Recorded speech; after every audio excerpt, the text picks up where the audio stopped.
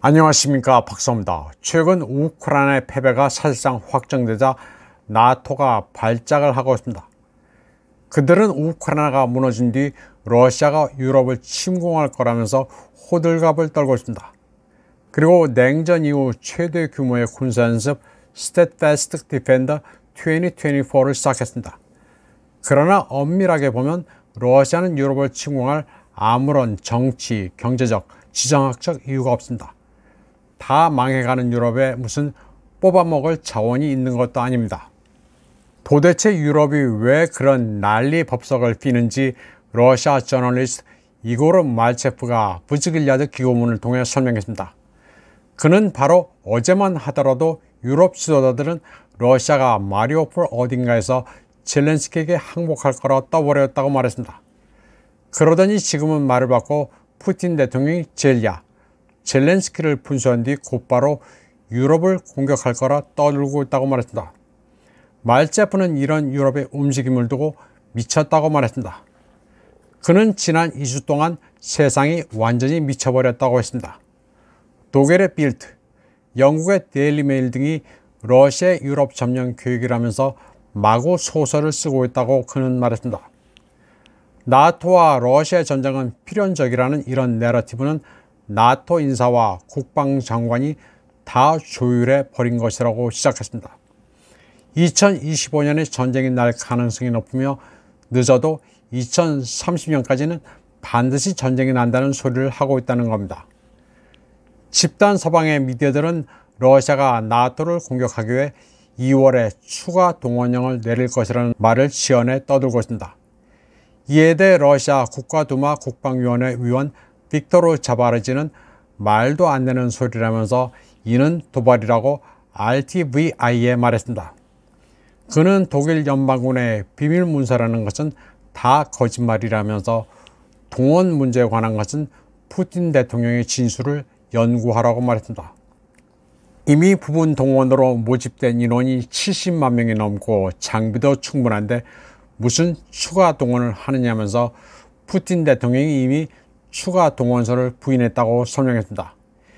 이 소동은 처음에 독일 태블로이드 빌트지가 독일 국방부 기밀 자료를 입수했다면서 처음 퍼뜨렸는데 이는 특종이 아니라 독일 국방부가 일부러 흘린 겁니다. 이고르 말체프는 엊그제만 하더라도 가난하고 찢겨진 러시아가 전투를 할 줄 몰라 마리오폴 어딘가서 젤렌스키에게 항복할 것이라고 했지만 승리의 팡파르와 잉글리시 호른 소리는 없었다고 말했습니다. 그러더니 지금은 푸틴 대통령이 젤렌스키를 쳐부수고 유럽을 침공한다는 내러티브를 발신한다고 말체프는 말했습니다. 그는 우크라이나 분쟁은 처음부터 그 결말이 예정돼 있었고 소위 지난해 춘계 대공세 어쩌고 떠들 때에도 더욱 명확해졌다고 했습니다. 이고르 말체프는 미국 민주당과 연계된 유럽 엘리트들은 트럼프의 복귀 가능성에 당혹해하고 있다고 했습니다. 그래서 러시아의 유럽 공격 시기를 트럼프의 통치 시기와 은근히 연결시키려 한다고 분석했습니다.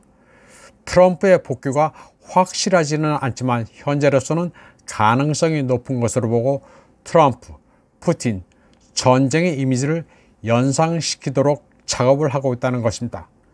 상당히 정교한 인지 조작이지만 이는 그들이 늘 하던 짓으로 새로운 것은 없으며 단지 판돈을 높이고 있을 뿐이라고 말체프는 분석했습니다.